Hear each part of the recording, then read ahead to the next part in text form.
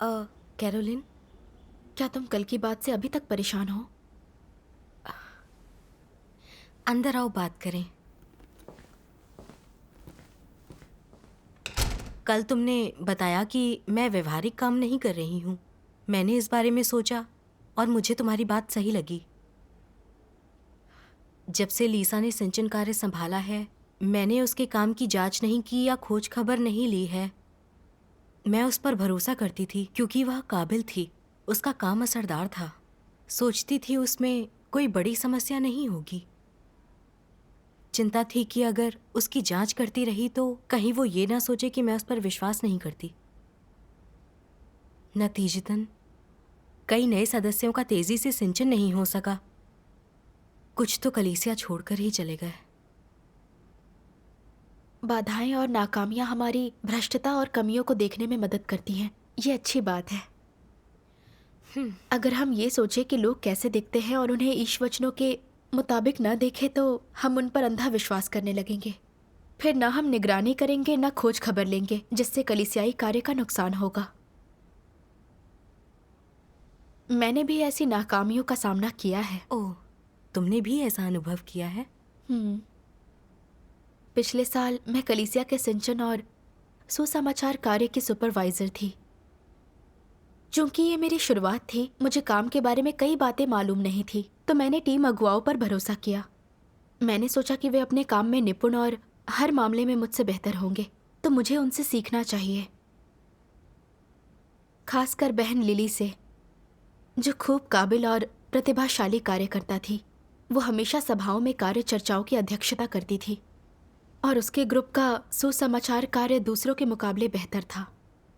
नतीजतन मैं उसका आदर और उस पर भरोसा करती थी। मुझे उसके काम की सामान्य सी समझ थी, कभी गहराई में नहीं गई। मुझे उस पर बहुत विश्वास था। उस वक्त भाई बहनों ने याद दिलाया कि मुझे लिली के काम की जांच के लिए हर हफ्ते थोड़ा समय निकालना चाहिए। मगर हामी भरने के बाद भी मैं सोचती, लिली कभी कभी अड़ियल हो सकती है, पर वो काम के हर पहलू में काफी अच्छा करती है और इस क्षेत्र में सबसे प्रतिभाशाली है, तो शायद उसमें कोई बड़ी समस्या ना हो। बार बार उसके काम की पूछताछ करने से ऐसा लगेगा मैं उस पर भरोसा नहीं करती। इसलिए मैंने उनके सुझाव गंभीरता से लिए ही नहीं। एक दिन दो बहनों ने बताया कि लिली व्यावहारिक काम नहीं कर रही है। वो अक्सर टीम के काम की खोज खबर नहीं लेती है या भाई बहनों की समस्याएं और परेशानियां हल करने के लिए संगति नहीं करती, और जब कभी कभार जांच करती भी है तो इससे ज्यादा मदद नहीं मिलती। इसलिए टीम का सुसमाचार कार्य उतना असरदार नहीं हो रहा। ये सुनकर मैं हैरान रह गई। लिली व्यावहारिक कार्य कैसे नहीं कर रही है? उसने बताया था कि वो टीम के काम की खोज खबर लेती रहती है और मेरे पूछने पर कहती कि कोई समस्या नहीं है। फिर बहनें क्यों कह रही हैं कि उसने काम की खोज खबर नहीं ली? मगर फिर मैंने सोचा, लिली की टीम कुल मिलाकर काफी अच्छा काम कर रही है। शायद इन बहनों को पूरी कहानी पता नहीं है। मैं सिर्फ उनकी बातों पर फैसला नहीं कर सकती। वैसे भी इन बहनों में भी तो कुछ ना कुछ समस्याएं हैं। अगर लिली को काम में समस्याएं आ भी रही हैं तो ये सामान्य बात है। कोई भी परिपूर्ण नहीं होता। इसलिए मैंने उनकी शिकायतों पर ज्यादा ध्यान नहीं दिया और बस लिली को अलग से याद दिलाते हुए आगे से टीम के काम की खोज खबर लेने पर ध्यान लगाने को कहा और बात वहीं खत्म कर दी।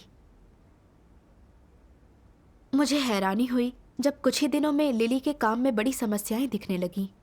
ओह, एक दिन एक अगुआ ने कहा कि लिली के बारे में फिर से रिपोर्ट मिली है कि वो व्यावहारिक काम नहीं कर रही। सुसमाचार कार्य ठीक से न चलने पर वो इसकी खोज खबर नहीं लेती है। टीम को सुसमाचार साझा करने में दिक्कतें आने पर वो फौरन टीम की मदद नहीं करती है।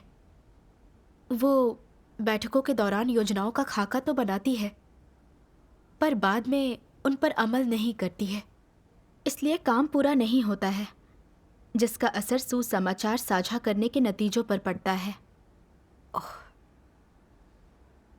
ये सुनकर मैं फिर से हैरान रह गई।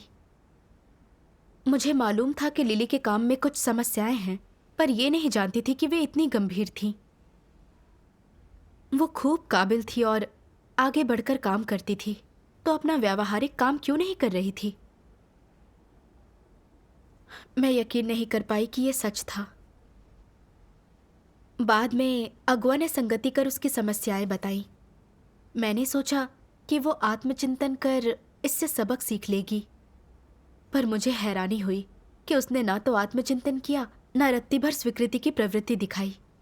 उसने कह दिया वो टीम अगुआ के लिए नहीं बनी है और पद छोड़ने की पेशकश कर दी। वो न तो व्यावहारिक कार्य कर रही थी, न ही निपटान को स्वीकार रही थी। आखिर उसे सिद्धांतों के आधार पर टीम अगुआ लायक नहीं माना गया और दूसरा काम सौंप दिया गया। इसके बाद मुझे काफी बुरा लगा। मैं ये कैसे नहीं देख पाई कि टीम अगुआ व्यावहारिक काम नहीं कर रही है। मैंने परमेश्वर से प्रार्थना कर कहा, परमेश्वर, मैं कितनी अंधी हूं, कृपा करके मुझे प्रबुद्ध करो, राह दिखाओ ताकि अपनी नाकामी की वजह जान सकूं। एक दिन भक्ति के दौरान मैंने ईश वचनों का ये अंश देखा। ओह,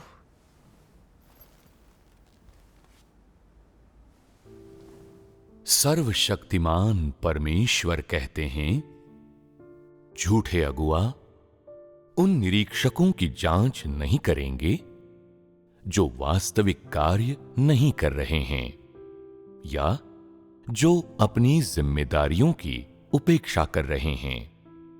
उन्हें लगता है कि उन्हें बस एक निरीक्षक चुनना है और सब कुछ ठीक हो जाएगा।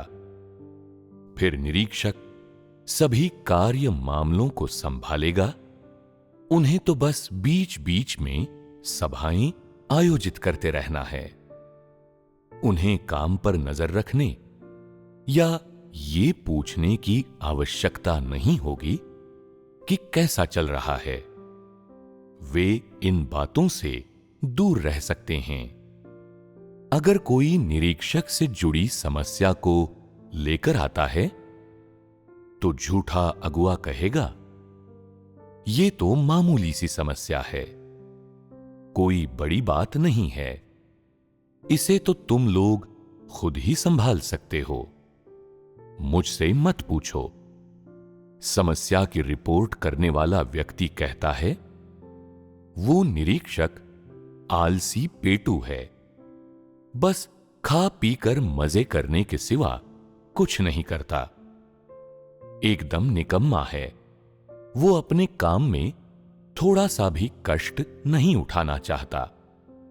काम और जिम्मेदारियों से बचने के लिए हमेशा धोखा देने के तरीके खोजता है और बहाने बनाता है। वो निरीक्षक बनने लायक नहीं है।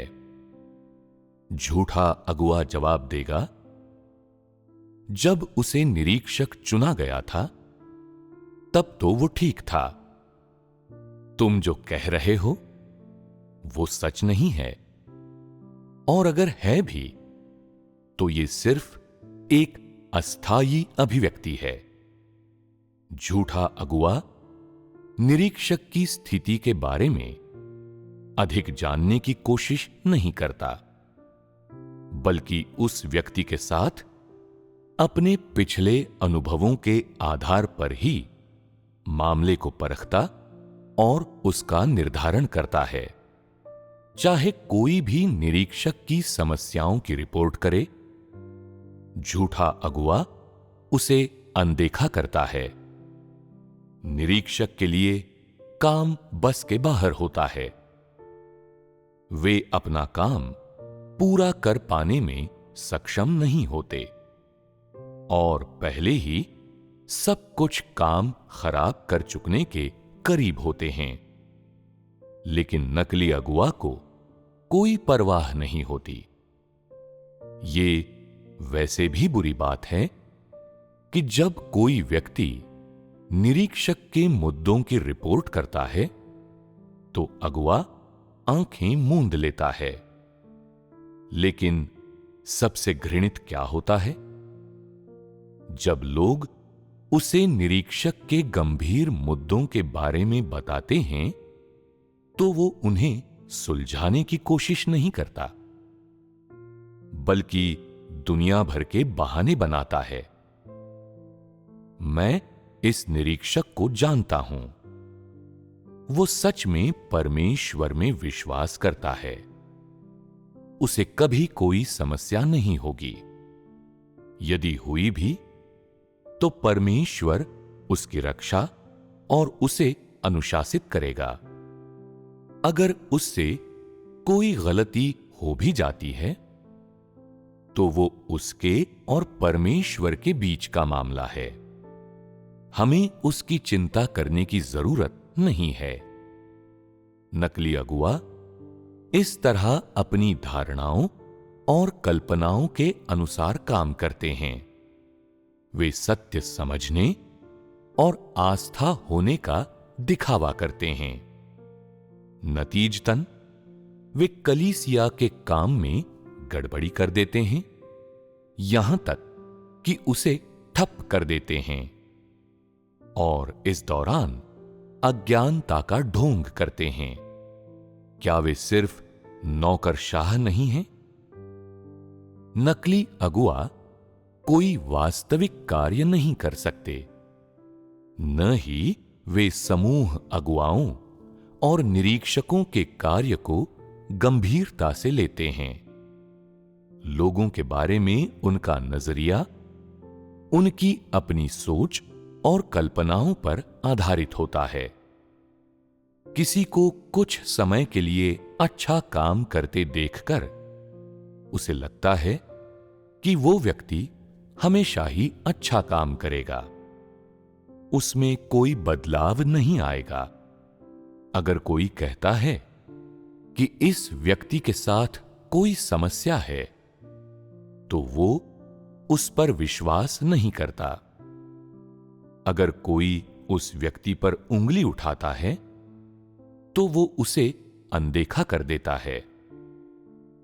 झूठे अगुआ की ये भी एक बड़ी विफलता होती है।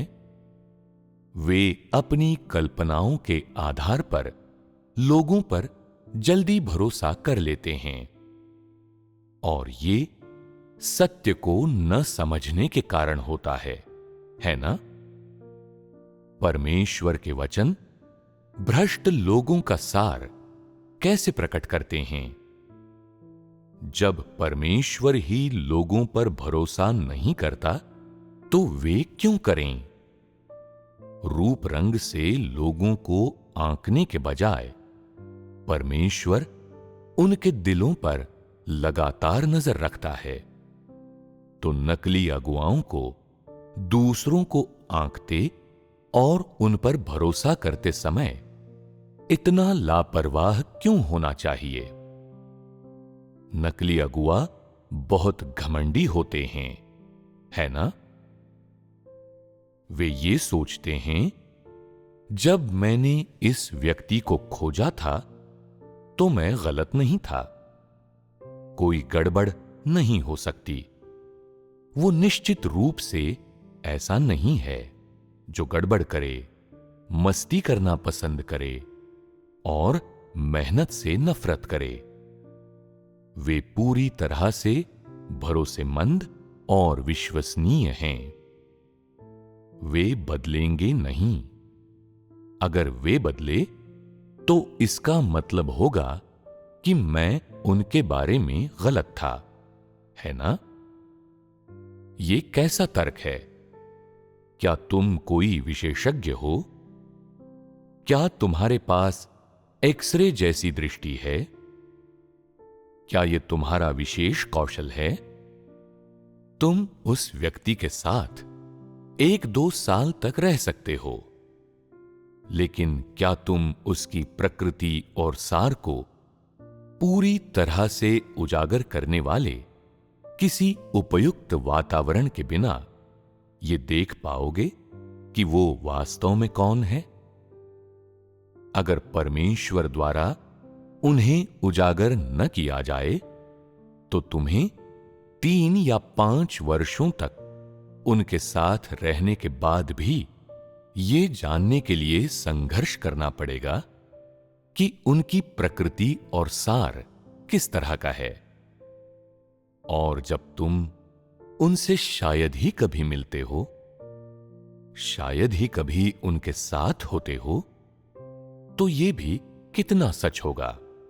उनके साथ थोड़ी बहुत बातचीत या किसी के द्वारा उनके सकारात्मक मूल्यांकन के आधार पर तुम प्रसन्नता पूर्वक उन पर भरोसा कर लेते हो और ऐसे लोगों को कलीसिया का काम सौंप देते हो। इसमें क्या तुम अत्यधिक अंधे नहीं हो जाते हो, उतावले नहीं हो जाते हो?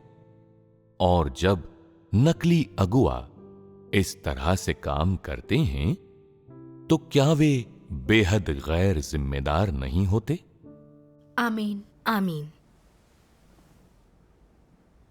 ईश वचनों पर मनन करके मुझे एहसास हुआ कि लोगों में भ्रष्ट स्वभाव होता है। जब तक वे सत्य हासिल कर खुद को बदल नहीं लेते तब तक विश्वास के लायक नहीं होते।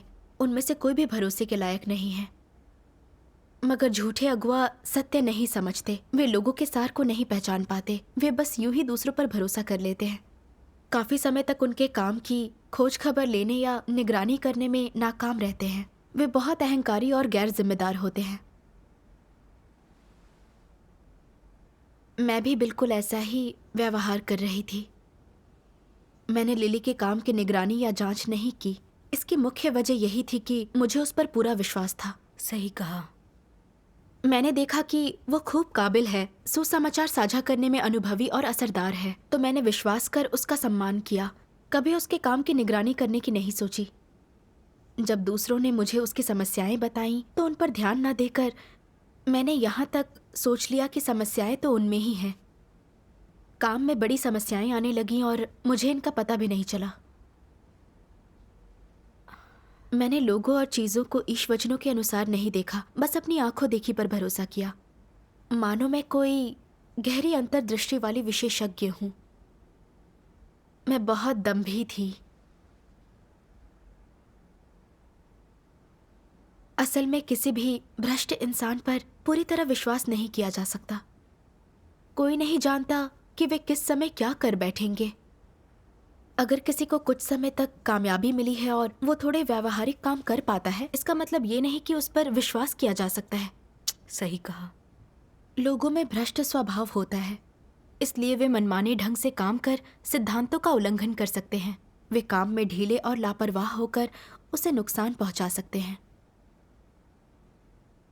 सबसे बड़ी बात, मैं तो लिली को कुछ ही समय से जानती थी, उसे ठीक से समझती भी नहीं थी, फिर भी उस पर इतना अधिक विश्वास किया। सोचा कि वो हर काम में अच्छी होगी और उसके काम की निगरानी करने की कोई ज़रूरत नहीं होगी।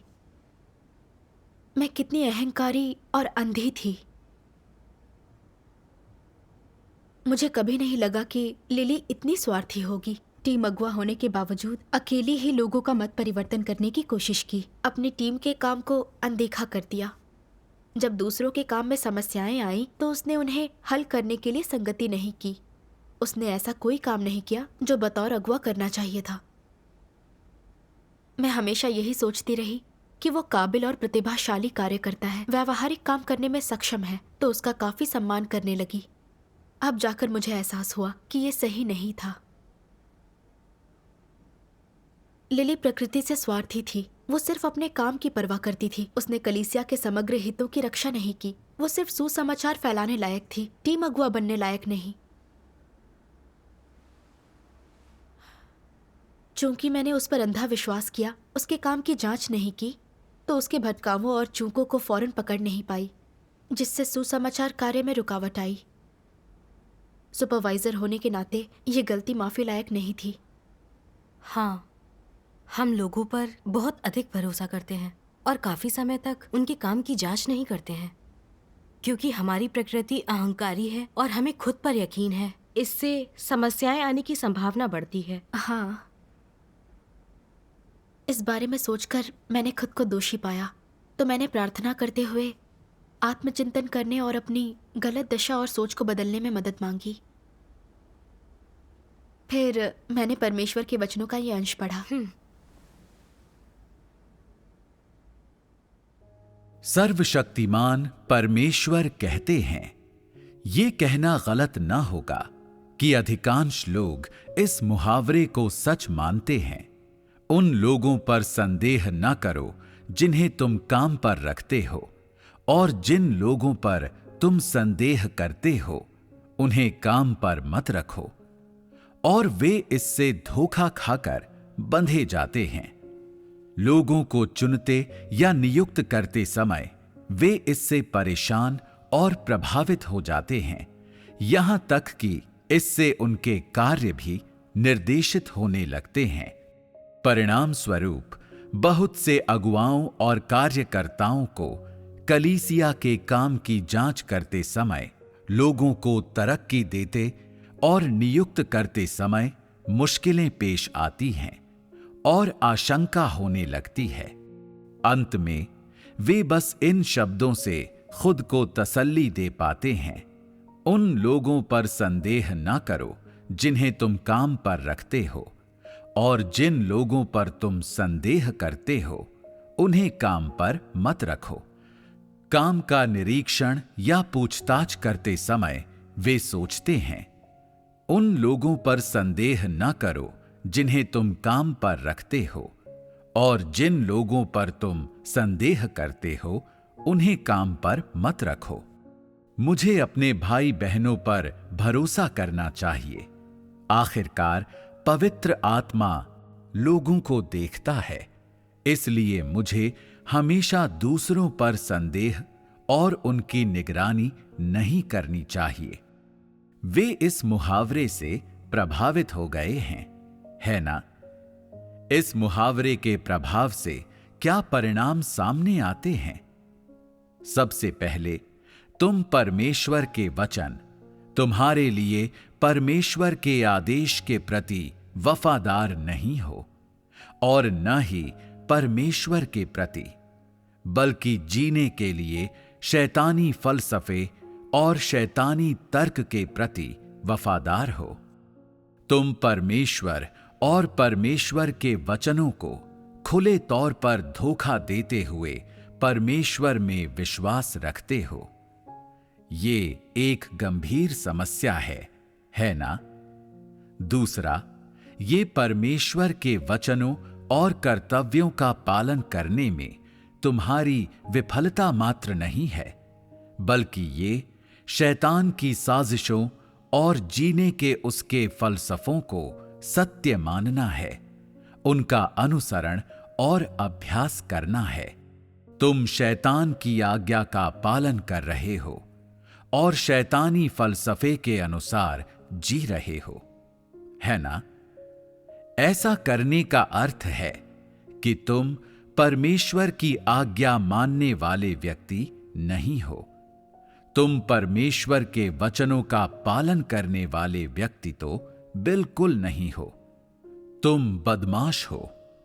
परमेश्वर के वचनों को दरकिनार कर शैतानी मुहावरे को अपनाना और सत्य के रूप में उसका अभ्यास करना, सत्य और परमेश्वर के साथ विश्वासघात करना है। तुम परमेश्वर के घर में काम करते हो, फिर भी जीवन जीने के लिए शैतानी तर्क और फलसफे के अनुसार काम करते हो। तुम किस तरह के व्यक्ति हो? ऐसा व्यक्ति परमेश्वर से विद्रोह करता है और उसे बुरी तरह लज्जित करता है। इस हरकत का सार क्या है? खुले तौर पर परमेश्वर की निंदा करना और सत्य को नकारना। क्या यही इसका सार नहीं है? तुम परमेश्वर की इच्छा का पालन करने के बजाय शैतान की भ्रांतियों और उसके जीने के शैतानी फलसफों को कलीसिया में निरंकुशता करने दे रहे हो। ऐसा करके तुम खुद शैतान के सहयोगी बन जाते हो और कलीसिया में शैतान के कार्यों में सहायता करते हो। इस समस्या का सार गंभीर है ना? आमीन। आमीन। ईश वचनों से मुझे एहसास हुआ कि उन लोगों पर संदेह ना करो जिन्हें तुम काम पर रखते हो, कोई सकारात्मक बात या सत्य नहीं है।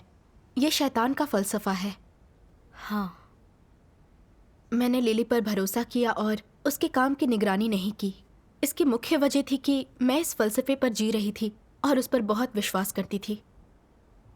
जब मैं उसकी जांच करना भी चाहती थी तो चिंता हुई कि अगर मैंने पूरी ईमानदारी दिखाई तो कहीं उसे ये ना लगे कि मैं उस पर भरोसा नहीं करती। आखिर वो काफ़ी समय से काम कर रही थी और काफ़ी अनुभवी थी। वो कई मामलों में मुझसे बेहतर थी और उसके नतीजे संतोषजनक थे। उस जैसे इंसान में भला कौन सी बड़ी समस्या हो सकती है? शायद मुझे मामूली बात का बतंगड़ नहीं बनाना चाहिए। अगर उसे काम सौंपा है तो उस पर भरोसा भी करना चाहिए। इसमें कोई समस्या नहीं होगी। चूंकि मैं जीवन जीने के शैतानी फलसफे से प्रभावित थी, मैंने कभी उसके काम की जांच पड़ताल नहीं की। लोगों द्वारा उसकी रिपोर्ट किए जाने पर भी मैंने उन पर विश्वास नहीं किया और आगे छानबीन नहीं की। इसी वजह से सुसमाचार कार्य में बाधा आई और नुकसान की भरपाई नहीं हो सकी। असल में परमेश्वर चाहता है कि अगुआ और कार्यकर्ता काम की निगरानी करे, उसकी खोज खबर लें, ताकि हम समस्याओं और भटकावों को जल्दी से पकड़कर उन्हें हल कर सकें। ये लोगों के कर्तव्य के साथ साथ कलीसिया के काम के लिए भी फायदेमंद है। मगर मैं उन लोगों पर संदेह ना करो जिन्हें तुम काम पर रखते हो कि शैतानी फलसफे पर जी रही थी। मैंने लोगों को काम सौंपने के बाद उनकी निगरानी या जांच पड़ताल नहीं की। उनकी मदद करने की तो बात ही दूर थी। मैं अपने कर्तव्य में लापरवाह थी, व्यावहारिक कार्य नहीं कर रही थी। ये एक झूठे अगुआ का व्यवहार है। मैंने ऐसी टीम अगुआ को काम सौंपा जो व्यावहारिक काम नहीं करती थी। इससे कलीसिया के काम को कोई मदद नहीं मिली। असल में उसका भारी नुकसान हो गया। मैं नीच कर्म कर रही थी। तब जाकर मुझे समझ आया कि उन लोगों पर संदेह ना करो जिन्हें तुम काम पर रखते हो, कि ये शैतानी सोच नुकसानदेह थी। हाँ, अगर हम हमेशा इसी विचार पर जीते रहे तो कलीसिया के काम में देरी कर सकते हैं। हाँ, मैंने इस पर जितना मनन किया उतना ही पछतावा हुआ। मैंने परमेश्वर से प्रार्थना की। मैं अब से लोगों और अपने कर्तव्य को शैतान के फलसफे के अनुसार नहीं देखना चाहती। मैं परमेश्वर की अपेक्षाओं के अनुसार कर्तव्य निभाने को तैयार हूँ। मैं पछताने वाला कोई काम नहीं करना चाहती। आमीन। फिर ईश वचनों का ये अंश पढ़कर मुझे अभ्यास का मार्ग मिल गया।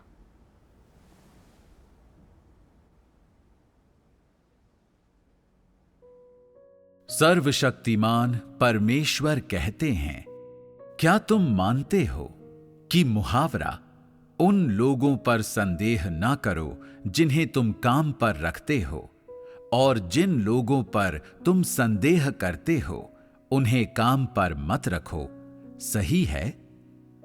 क्या ये मुहावरा सत्य है? परमेश्वर के घर के काम में और अपने कर्तव्य को पूरा करने में कोई इस मुहावरे का उपयोग क्यों करेगा? यहां क्या समस्या है?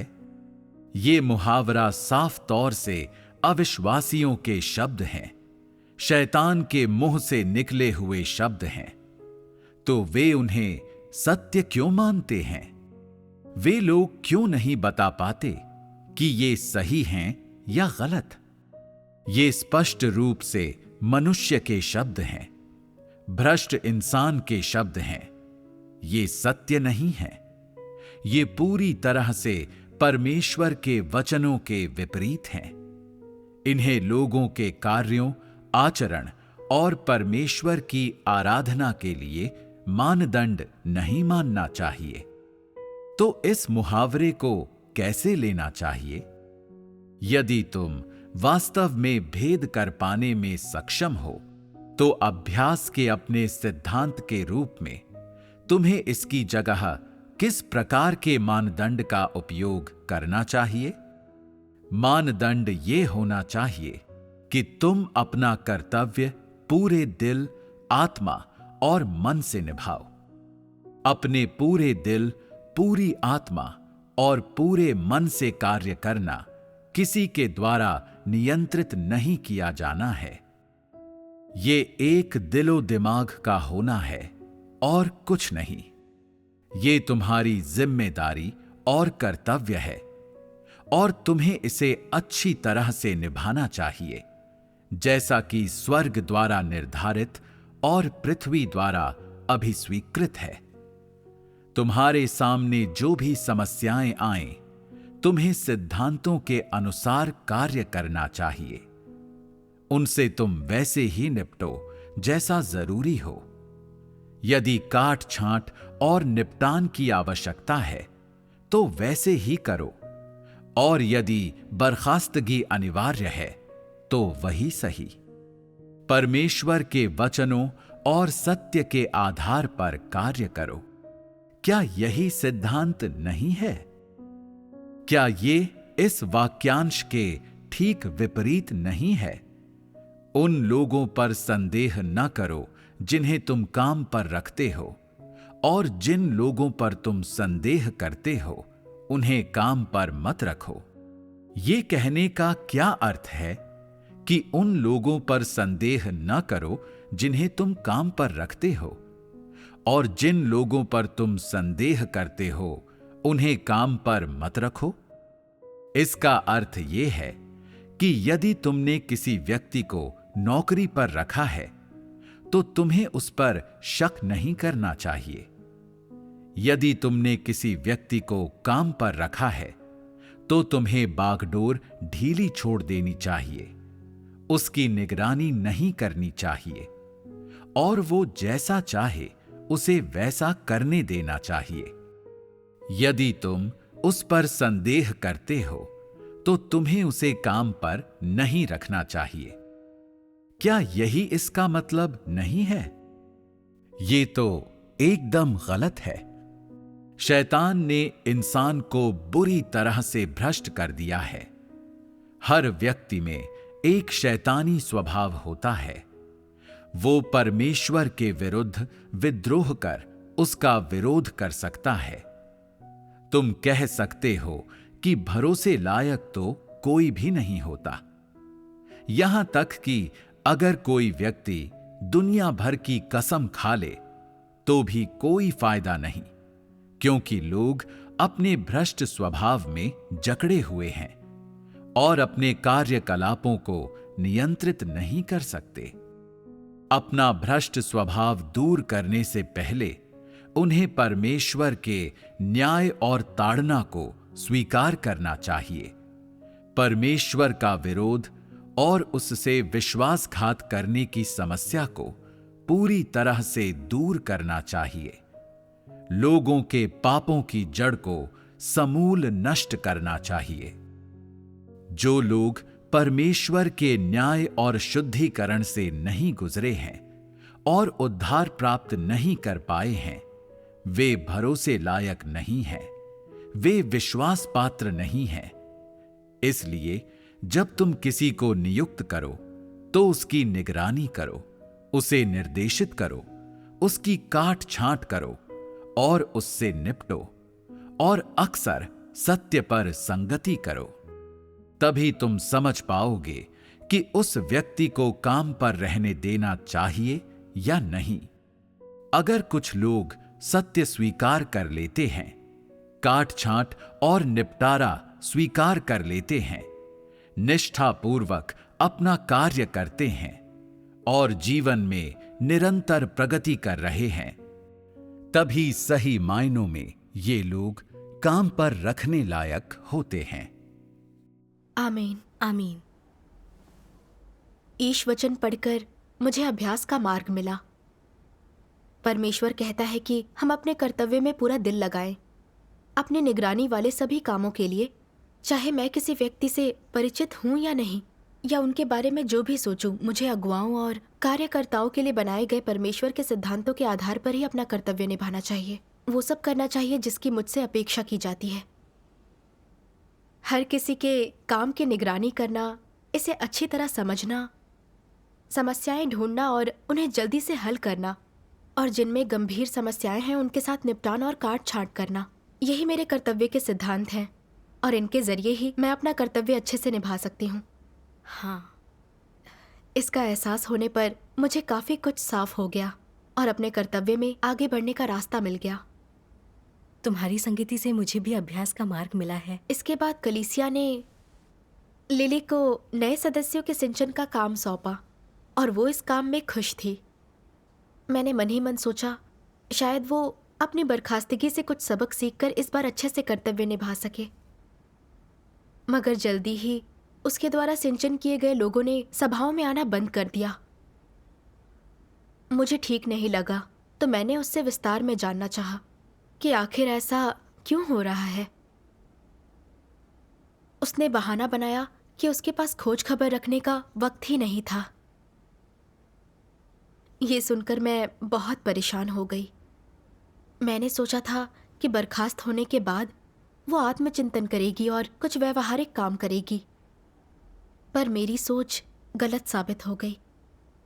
मैं लोगों को अपनी धारणाओं के आधार पर देखती नहीं रह सकती। बतौर सुपरवाइजर मुझे काम की निगरानी और जांच करनी होगी, दिशा निर्देश देने होंगे और अपनी जिम्मेदारियां पूरी करनी होंगी। हाँ। तब मुझे परमेश्वर के वचन याद आए। अपने पूरे दिल, आत्मा और मन से कार्य करना किसी के नियंत्रण में ना होना है। ये एक दिलो दिमाग का होना है और कुछ नहीं। ये तुम्हारी जिम्मेदारी और कर्तव्य है और तुम्हें इसे अच्छी तरह से निभाना चाहिए, जैसा कि स्वर्ग द्वारा निर्धारित है। तुम्हारे सामने जो भी समस्याएं आए, तुम्हें सिद्धांतों के अनुसार कार्य करना चाहिए। उनसे तुम वैसे ही निपटो जैसा जरूरी हो। यदि काट छांट और निपटान की आवश्यकता है या बर्खास्तगी अनिवार्य है तो वही सही। परमेश्वर के वचनों और सत्य के आधार पर कार्य करो। आमीन। सही बात है, मुझे परमेश्वर के वचनों और अपेक्षाओं के अनुसार अपना कर्तव्य निभाना होगा। इसके बाद मैंने लिली को उसकी सभी समस्याएं बताकर और उजागर करते हुए संगति की। अपने कर्तव्य में उसके लापरवाह रवैये और इसके खतरनाक परिणामों का विश्लेषण किया। तब जाकर लिली को अपनी समस्याओं का एहसास हुआ। फिर मैं समय समय पर लिली के काम की जांच पड़ताल और पूछताछ करती रही। समस्या दिखने पर उसके साथ संगति करती। उसके बाद लिली को नए सदस्यों के सिंचन में बेहतर नतीजे मिलने लगे। ये देखकर मुझे बहुत खुशी हुई। ये समझ आ गया कि कैसे परमेश्वर के वचनों के अनुसार चीज़ों को देखने और काम करने से कर्तव्य में बेहतर नतीजे मिलते हैं। मुझे काफ़ी शांति महसूस हुई। हाँ, परमेश्वर का धन्यवाद। अब मैं जान गई हूँ कि कैसे प्रवेश करना है। परमेश्वर का धन्यवाद।